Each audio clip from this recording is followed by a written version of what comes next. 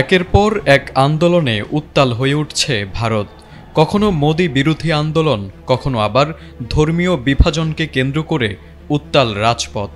এবার কোটা আন্দোলনে আবারও রক্তাক্ত হল কাশ্মীরের লাদাখ অঞ্চল।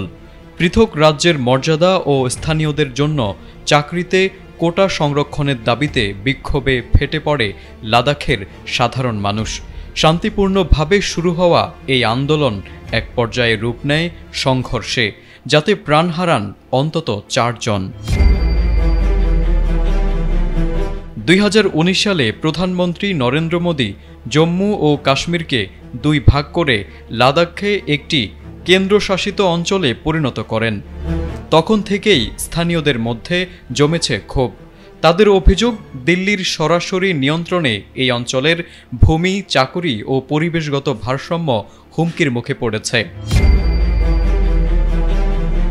স্থানীয় এক জলবায়ু কর্মীর নেতৃত্বে দীর্ঘদিন ধরেই চলছে বিশেষ মর্যাদার দাবি। মঙ্গলবার তার সঙ্গে থাকা 2 জন অনশনকারী অসুস্থ হয়ে হাসপাতালে ভর্তি হন।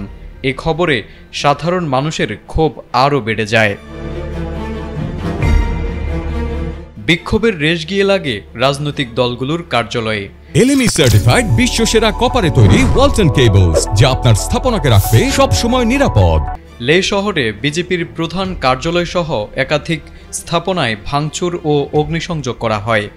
এএনআই প্রকাশিত ভিডিওতে দেখা যায় একটি পুলিশ ভ্যান জ্বলছে আর চারদিকে স্লোগানে উত্তাল জনতা। পুলিশের সঙ্গে বিক্ষোভকারীদের ধাওয়া পাল্টা ধাওয়ার মধ্য দিয়ে পরিস্থিতি নিয়ন্ত্রণে আনার চেষ্টা করা হয়, কিন্তু তাতেও ব্যর্থ হয়। স্থানীয় গণমাধ্যমের খবরে জানা যায়, কিছু তরুণ আন্দোলনকারী পুলিশের দিকে পাথর ছোড়েন।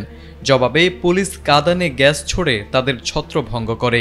এতে পুলিশ সদস্য সহ 50 জনের বেশি আহত হন। নিহতদের মধ্যে 3 জন ছাত্র, যারা স্থানীয় বিশ্ববিদ্যালয়ে পড়াশোনা করতেন। তাদের মৃত্যুতে রাজ্যে শোকের ছায়া নেমে এসেছে।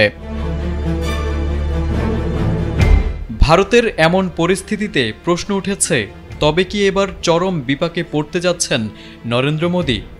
জম্মু কাশ্মীরের সংবেদনশীল ইস্যুতে কেন্দ্রীয় সরকারের একচেটিয়া সিদ্ধান্ত ও স্থানীয় জনতার অবহেলার অভিযোগ যে এত বড় রক্তক্ষয়ী আন্দোলনের জন্ম দিবে, তা হয়তো ভাবেননি মোদি সরকার।